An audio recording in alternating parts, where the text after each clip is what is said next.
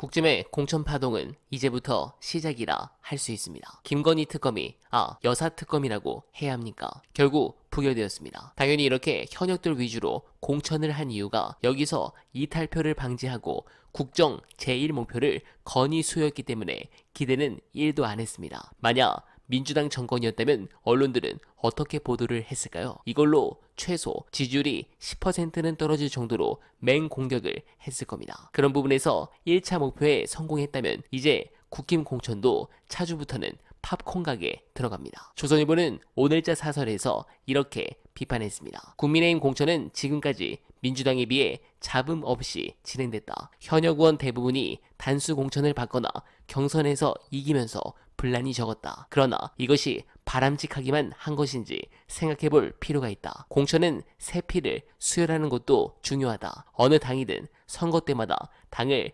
참신하게 변화시켜 국민에게 지지를 호소해왔다. 각계각층 국민 뜻을 받들어 국정을 운영해야 하는 집권당으로선 더 신경을 써야 할 부분이다. 라는 지적입니다. 앞으로 차주에 재밌는 것이 많이 나올 것 같습니다. 반면 민주당은 점차적으로 성공적인 분리수거로 나아가는 것 같습니다. 홍영표가 탈당 선언을 한 부분을 보면서 저는 이번 공천에서 굉장히 전략적으로 잘 처리했다고 생각했던 부분이 있습니다. 영상 보시고 이어가 보겠습니다.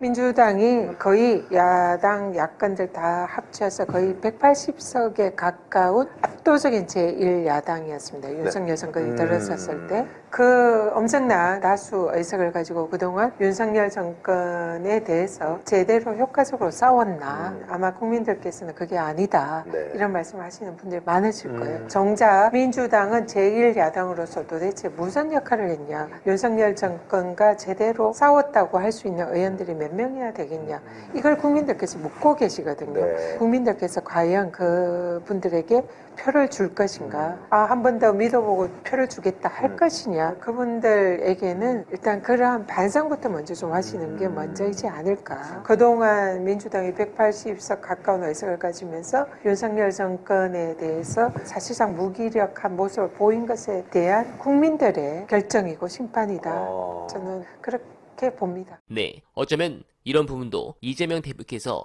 리더이기 때문에 가능한 것이 아닌가 생각합니다. 그런데 언론들은 아주 형편없는 보도들을 하고 있죠. 그들은 늘 선거 때가 되면 국민의 정치 불신이 깊다며 가죽을 벗겨내는 혁신과 뼈를 깎는 쇄신은 선택이 아니라 필수이고, 혁신을 게을리하는 정당은 여든 야든 보수든 진보든 유권자들의 호된 심판을 받게 될 것이라고 버릇처럼 훈계를 했습니다. 현역들을 대거 살려준 여당은 비판하지 않고 반대로 현역들을 대거 날리는 민주당에 대한 보도는 어떻습니까? 웃기지도 않습니다. 공천은 경쟁이며 경쟁이 있는 곳에는 갈등이 있고 잡음이 있기 마련입니다. 그런데 언론은 혁신과 쇄신에 맞는 공천인지 따지기보다 공천에서 탈락한 후보자의 변명만 중계에 열을 올리며 정치 불신, 정치 냉소를 부추깁니다. 정치 신인들을 위해 진입 문턱을 낮추고 현역 의원들의 기득권을 상쇄하는 불이익을 주는 건 정치 쇄신을 위한 것인데 그런 사정은 말해주지 않습니다. 또한 공천에 탈락했다고 먹던 우물에 침 뱉고 탈당을 하고 심지어 적진에 투항하는 탈락자들이